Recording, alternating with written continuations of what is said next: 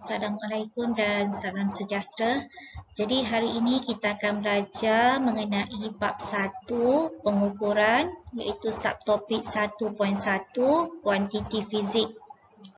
Objektif pembelajaran kita pada hari ini ialah yang pertama murid dapat menerangkan kuantiti fizik dan yang kedua menerangkan dengan contoh kuantiti asas dan kuantiti terbitan. Baik, di akhir pengajaran pada hari ini, murid dapat menyatakan maksud kuantiti fizik. Murid dapat mengelaskan kuantiti fizik kepada kuantiti asas dan kuantiti terbitan. Dan yang ketiga, murid dapat memberikan contoh unit metrik dan unit imperial. Baik, para pelajar sekian, apakah yang dikatakan dengan kuantiti fizik? Kuantiti fizik ialah kuantiti yang boleh diukur. Contoh, panjang. Panjang kita ukur guna apa? Pembaris. Jisim, masa. Masa diukur menggunakan jam randik. Contoh lain, isi padu. Jadi kuantiti fizik adalah kuantiti yang boleh diukur. Hasil pengukuran tadi kita boleh nyatakan dalam magnitud bersama dengan unitnya. Contoh, di sini saya ada satu ayat menyatakan ketinggian Gunung Kinabalu ialah 4095 meter.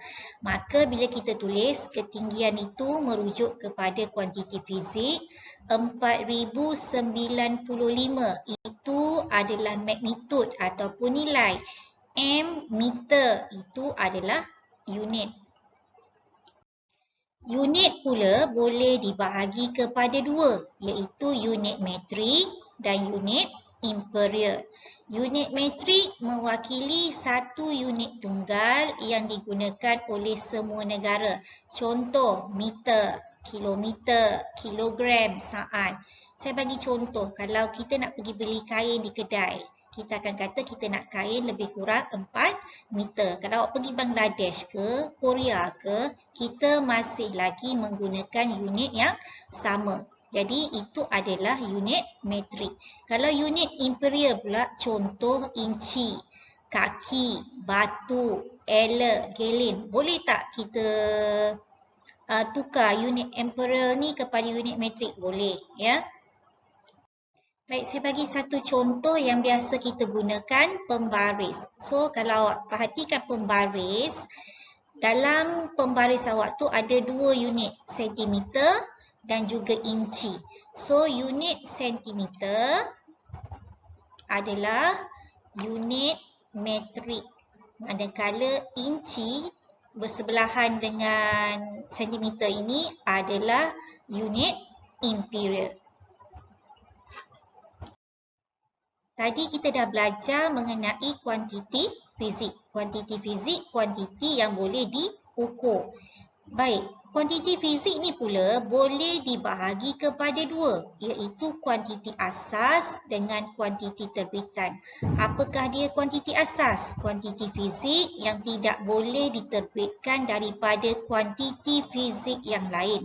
Manakala kuantiti terbitan, kuantiti fizik yang diterbitkan daripada kuantiti asas melalui pendarapan atau pembahagian. Baik, kuantiti asas. Di menengah rendah, awak telah belajar di tingkatan 2. Kuantiti asas semuanya ada 5. Masa di menengah rendah, panjang, jisim, masa dan juga suhu dan arus elektrik. 5. Jadi di menengah atas ni kita tambah lagi 2, iaitu keamatan berluminositi dan juga kuantiti bahan. Okey, tengok kotak sebelah ni. Panjang. Simbol dia adalah L. Maka bila awak nampak huruf L kecil ini, maka dia merujuk kepada panjang.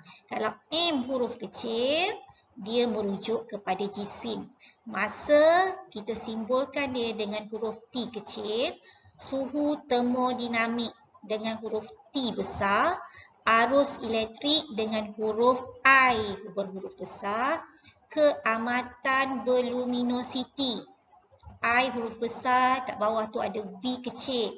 Dan kuantiti bahan, kita wakilkan dia dengan simbol N. Dan untuk pengetahuan pelajar, di dalam fizik, unit adalah penting. Jadi unit bagi panjang ialah meter. Meter ni kita simbolkan dia dengan huruf M. Jisim, kilogram. Masa, saat. Suhu, unit SI-nya adalah Kelvin. Arus elektrik, unit SI-nya ampere. Keamatan berluminositi, kandela.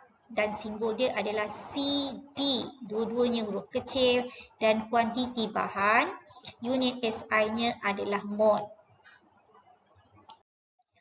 Kuantiti terbitan pula ialah rumus digunakan untuk memerihalkan kuantiti terbitan dalam kuantiti asas dan seterusnya menentukan unit asas SI.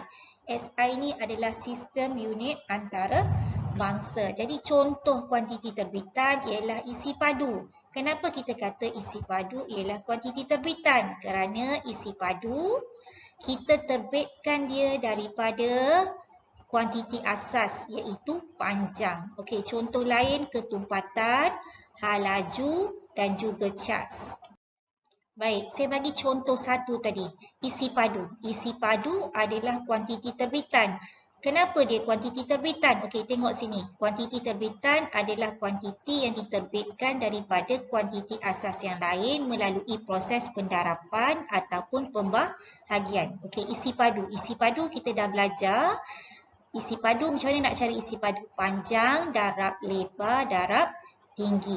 So, isi padu, kalau kita nak pindahkan dia panjang, panjanglah. Lebar pun kita kira panjang. Tinggi pun masih lagi dalam ukuran panjang. Maka, bila kita darabkan ketiga-tiganya, kita dapat L kuasa 3. Bagaimana pula untuk menentukan unitnya? So, tadi kita dah darab panjang kuasa 3. So, dekat sini meter darab dengan meter, darab dengan meter dan kita dapatlah unit bagi isi padu ialah meter padu. Meter kuasa 3. Okey, contoh yang kedua. Contoh yang kedua, saya bagi contoh ketumpatan. Ketumpatan ialah jisim perisi padu. Ini awak belajar di tingkatan 2 ataupun tingkatan 1. Jadi ketumpatan kita boleh gantikan dengan simbol M untuk jisim dan isi padu yang kita cari tadi. Isi padu tadi kita dah tunjuk bersamaan dengan L kuasa 3. So ini adalah formula untuk ketumpatan. Jadi unit untuk ketumpatan daripada persamaan tadi M L kuasa 3, maka kita tukarlah M unit SI dia kilogram. Isi padu tadi unit dia meter padu. So unit dia adalah kilogram per meter padu. So bila M ni kita bawa dia naik ke atas, maka kita perlu tambah negatif pada angka 3 tu. Kilogram meter negatif 3. Jadi kesimpulan untuk pelajaran hari ini, apakah yang perlu anda tahu dalam topik ini? Yang pertama, awak perlu tahu apakah dia kuantiti fizik. So, kuantiti fizik ialah kuantiti yang boleh diukur. Yang kedua, awak perlu tahu membezakan apakah dia kuantiti asas dan kuantiti terbitan. Baik, kuantiti asas ialah kuantiti fizik yang tidak boleh diterbitkan daripada kuantiti fizik yang lain. Tadi kita dah belajar ada 7. Dan apakah dia kuantiti terbitan? Kuantiti terbitan ialah kuantiti yang boleh diterbitkan daripada kuantiti asas melalui proses pendarapan ataupun pembahagian. Jadi macam mana nak beza kuantiti asas dengan kuantiti terbitan ni? Saya selalu menyuruh pelajar saya menghafal ke 7 kuantiti asas. Jadi bila awak dah hafal 7, lain daripada 7 tadi akan menjadi kuantiti terbitan. Okey, dan yang ketiga, awak perlu tahu apakah dia unit metrik dan apakah dia unit imperial dan contohnya. Jadi unit metrik ni contoh kilogram, meter, kilometer.